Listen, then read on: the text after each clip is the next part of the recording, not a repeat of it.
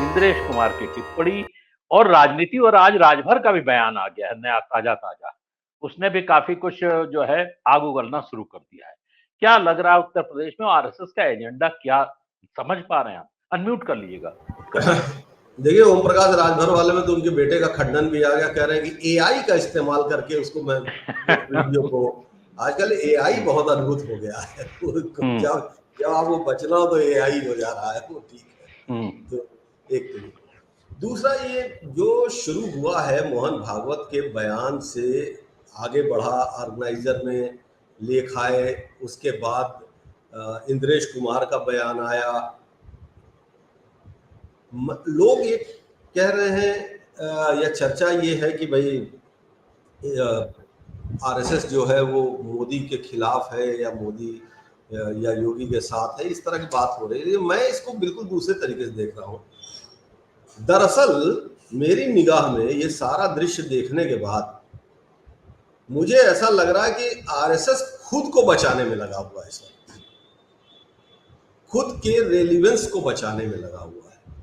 इसको जरा पलट के अगर देखा जाए तो एक दृश्य ये बनता है कि आरएसएस ने भारतीय जनता पार्टी खड़ी की, भारतीय जनता पार्टी को पाला पोसा बढ़ाया, और इस हद तक सत्ता भारतीय जनता पार्टी को मिल गई कि आरएसएस के जो पुराने एजेंडे थे वो 370 और ये वो सब किया, उन्होंने भरपूर काम किया।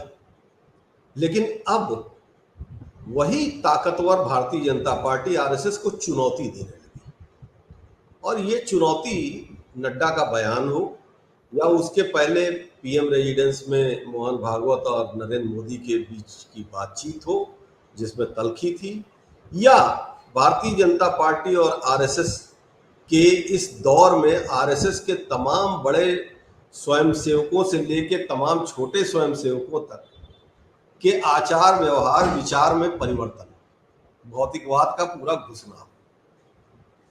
अब अगर ये दृश्य बने कि भारतीय जनता पार्टी का अध्यक्ष कोई ऐसा व्यक्ति बन जाता है जो आरएसएस की मर्जी का नहीं होता है, तो आरएसएस का क्या होगा? ये स्मृति ईरानी का भी नाम आ गया है चर्चा में, ध्यान रखिएगा। स्मृति ईरानी का नाम और अनुराग ठाकुर का नाम, और ये तो मजा लेने की बातें हैं। लेकिन अच्छा, मजा लेने वाला, चलिए ठीक है। आरएसएस जो है भाई, अगर स्मृति ईरानी भारतीय जनता पार्टी की राष्ट्रीय अध्यक्ष बनती हैं तो आप निश्चित समझ लीजिए कि आरएसएस के मुंह पे मोदी और अमित शाह की भारतीय जनता पार्टी ने बहुत कस के तमाचा मारा।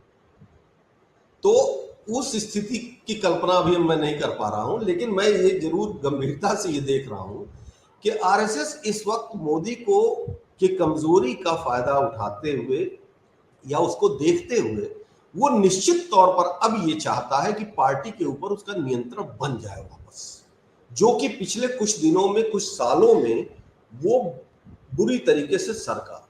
हमने देखा, मैं अपनी बात खत्म कर लूंगा, शुरुआती टिप्पणी है, हमने देखा है कि यही राष्ट्रीय स्वयंसेवक संघ जिसके प्रचारकों के रहन सहन के तरीकों को लेकर, उनकी सादगी को लेकर बात होती रही थी, लेकिन वहीं पर उनके अपने इन सारी व्यवस्थाओं के बीच में कितना परिवर्तन आ गया।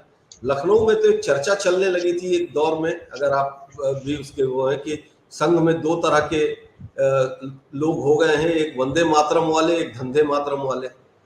तो इन सारी चीजों से बचाने की चुनौती संघ के लिए खुद की चुनौती है, और ये जो बम्बार्डमेंट हो रहा है, ये जो ज्ञान दिया जा रहा है भागवत जी की तरफ से, और ये जो सीधा टारगेट करके ज्ञान दिया जा रहा है, ये संघ की तरफ से खुद को बचाने के लिए बनाया गया दबाव, उस दबाव को लगातार बढ़ाने की कोशिश। प्राइमा फेसी मैं इसको इस नजरिए से भी देखना चाहता हूं